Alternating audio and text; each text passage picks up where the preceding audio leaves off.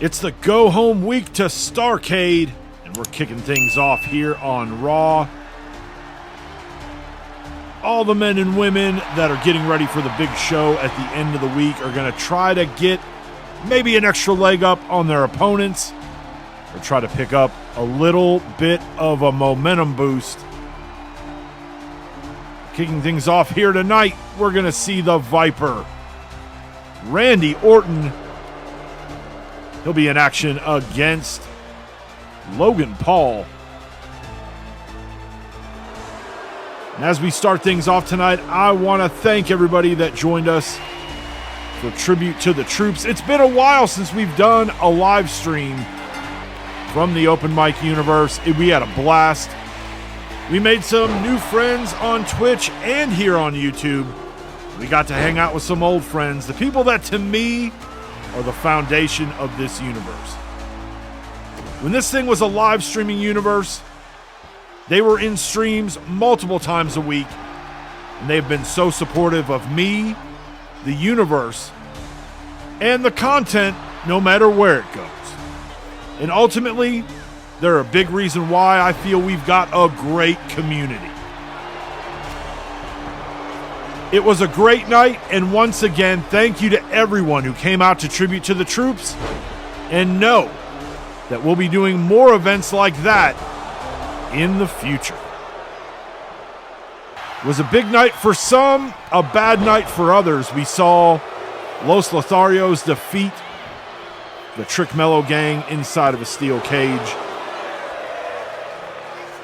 Bianca Belair, before she heads to Starrcade to take on Raquel Rodriguez. She defeated Charlotte Flair via countout.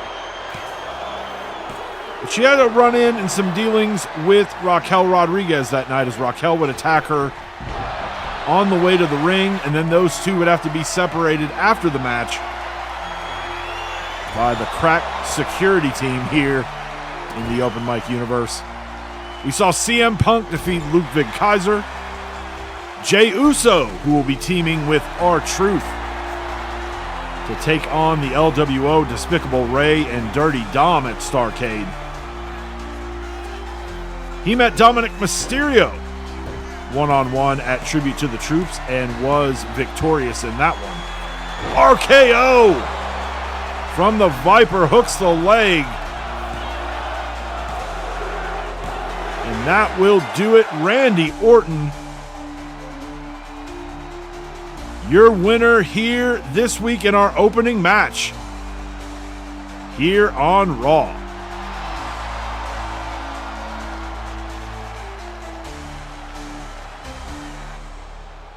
Next, we're going to see Johnny Wrestling, Johnny Gargano.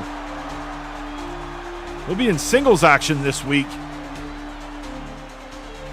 as he takes on Finn Balor. Interesting to note that Balor coming out here alone.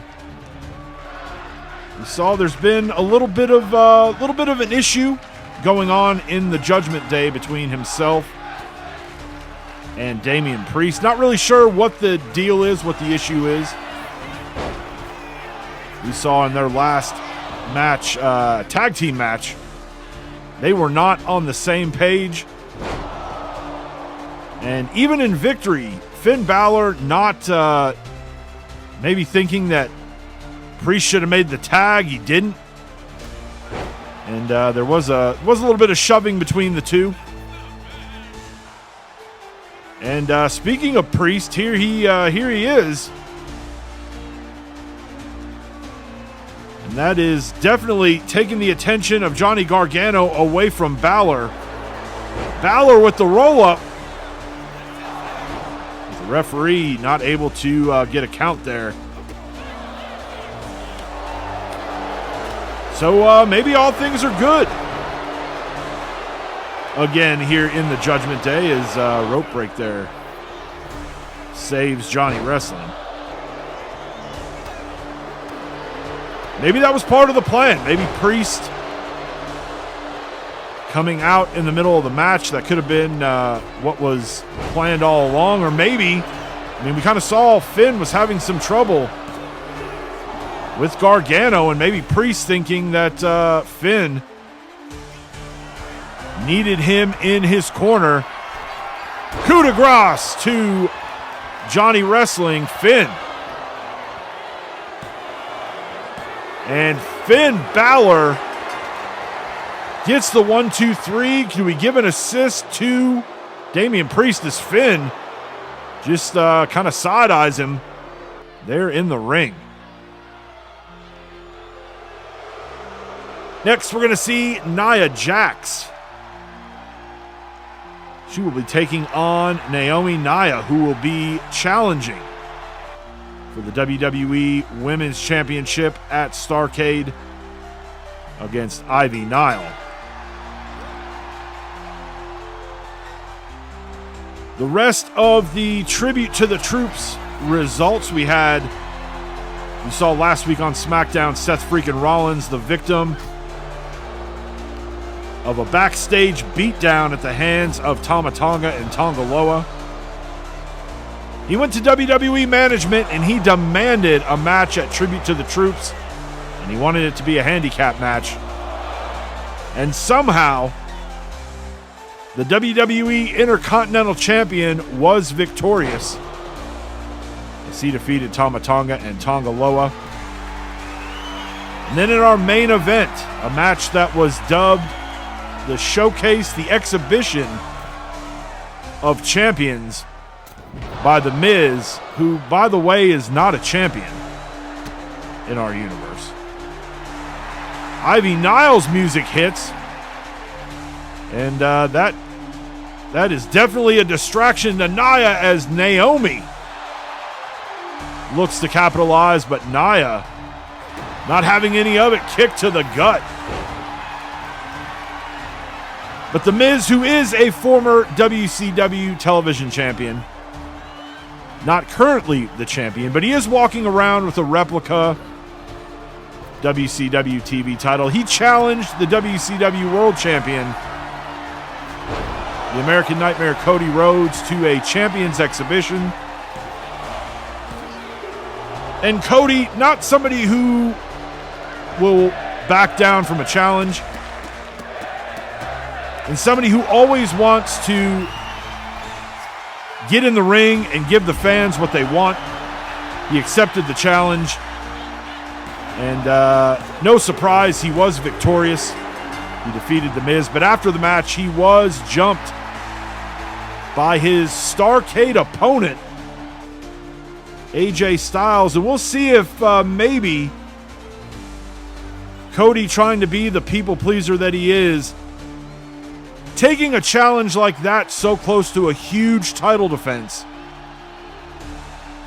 will that be something that he looks back on and possibly regrets?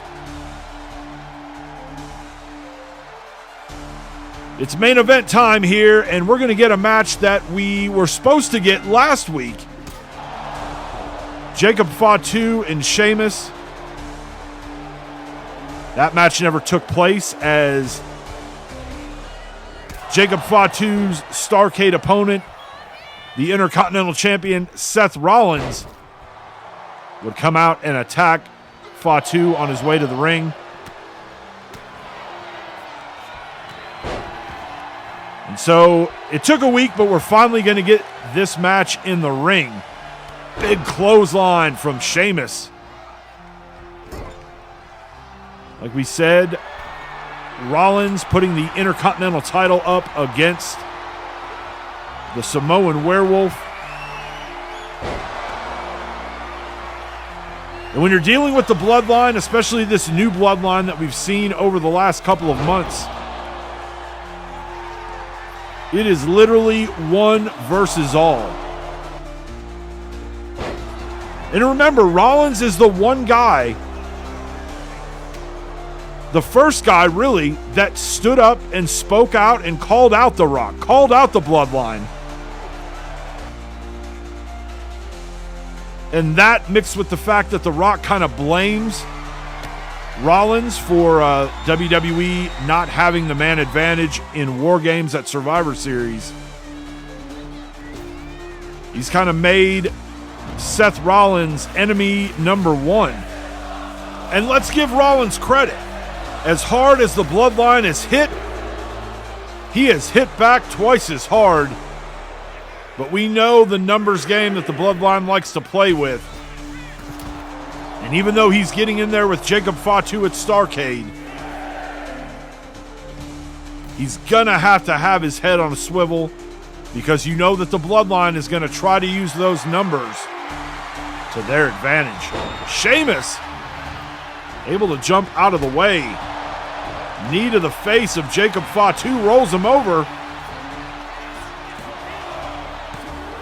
Almost a 3. Now waits on Fatu to get back to his feet.